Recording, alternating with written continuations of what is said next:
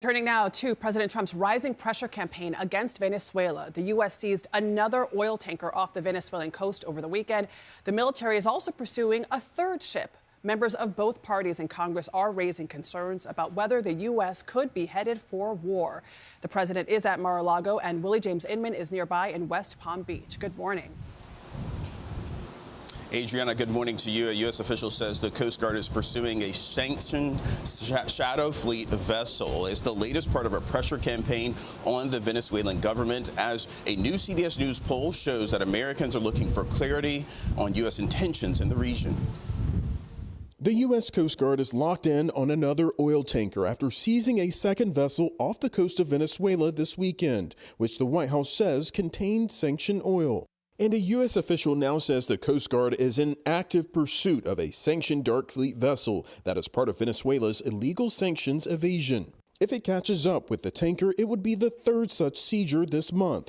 Administration officials have promised to continue the campaign after. The president announced last week a full blockade of all sanctioned vessels going into or out of Venezuela. I consider it a provocation and a prelude to war, and I hope we don't go to war with Venezuela. There's growing bipartisan concern about the end goal of the military action, especially as the president said in an interview Friday he would not rule out war against Venezuela. But some Trump allies are voicing support for the ramped-up efforts to pressure the Maduro regime, which called this weekend's seizure theft and kidnapping. I support the idea of standing up to Maduro, and I want him to go. I am all in the camp for regime change. In a new CBS News poll, 73% of respondents said Trump has not clearly explained the use of possible military action against Venezuela.